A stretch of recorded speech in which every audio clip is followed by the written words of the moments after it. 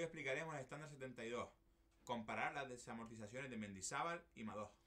En el siglo XVIII, los políticos ilustrados españoles quisieron modernizar la agricultura siguiendo las ideas de la fisiocracia, pero no lo consiguieron, ya que la mayoría de la tierra era de la nobleza y el clero, y estos eran poco emprendedores, por lo que España no obtuvo un avance económico equiparable al de otros países.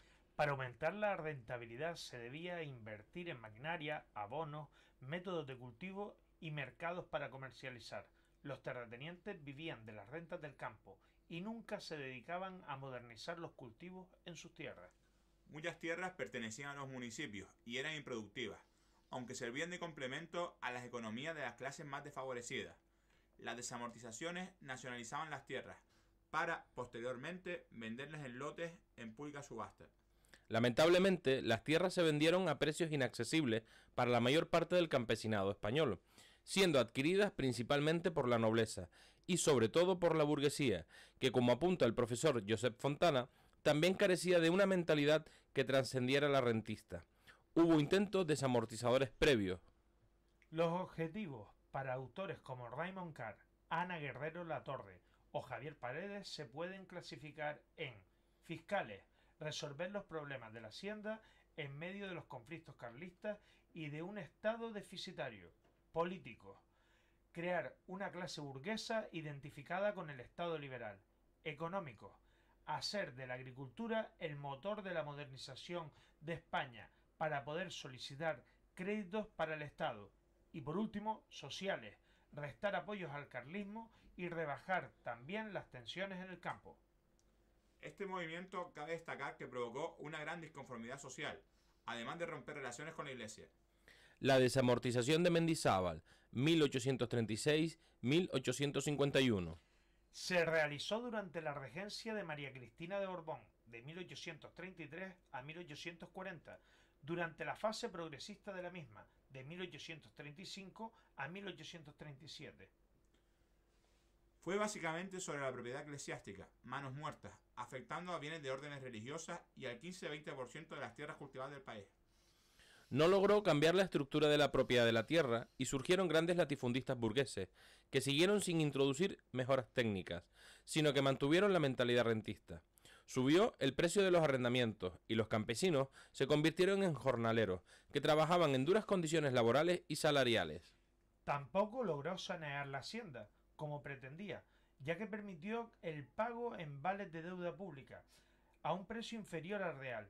Permitía incluso una entrega inicial del 20%, mientras que el resto se pagaba a plazo.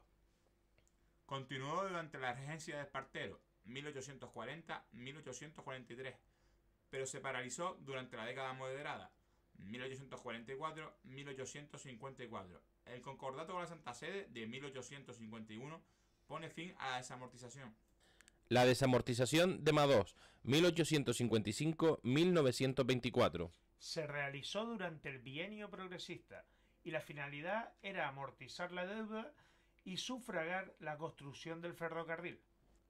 Afectó a los bienes religiosos no vendidos, clero secular, y sobre todo a los bienes de los ayuntamientos y a los de las órdenes militares, por lo que eliminó la propiedad comunal, provocando la ruina de los ayuntamientos. Los campesinos más pobres, que hasta ese momento disfrutaban de libre y gratuitamente de sus aprovechamientos, también salieron perjudicados. Nuevamente, si bien esta vez, al hacerse la subasta en lotes más pequeños, se logró que un mayor porcentaje de nuevos campesinos accedieran a la propiedad de la tierra, vemos que fue la alta burguesía la más beneficiada. Se provocó una nueva ruptura con la Iglesia y no se solucionó el problema de la propiedad de la tierra, por lo que no constituyó una verdadera reforma agraria. El pago debía realizarse en metálico, si bien permitía un pago inicial y el resto a plazo. El problema de la deuda quedó aún sin solución, y también en esta desamortización muchos campesinos descontentos pasaron a engrosar las filas carlistas. En 1867 se habían vendido 3/4 partes de los bienes nacionales. En definitiva, las consecuencias generales fueron un crecimiento de los latifundios, sobre todo en el sur peninsular, mientras que los minifundios siguieron imperando en el norte. Según Jordi Nadal, se pusieron en venta el 39% de la superficie nacional. Josep Fontana dice que la falta de conciencia de clase de la burguesía, que adquiría las tierras con una mentalidad rentista, provocó el fracaso. En Canarias, el proceso desamortizador, sobre todo el de Mendizábal, fue acogido con gran recelo, siendo el periodo más activo el de la regencia de Espartero, 1840-1843, siendo mayores las ventas en la de Madoz.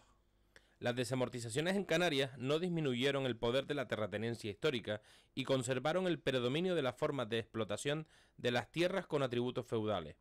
En palabras de Agustín Millares et al., en su obra Historia Contemporánea de Canarias, 2011. Las clases bajas vieron, más aún si cabe, que en el resto de España, empeorar su situación. Generalización de la parcería y la medianería centradas en los cultivos de exportación, cochinidia y posteriormente la tríada compuesta por tomate, plátanos y papas. En Canarias ha de ser tenida en cuenta además la desamortización del agua, que constituye para Millares Cantero un capítulo significativo del proceso de apropiación de recursos de las islas.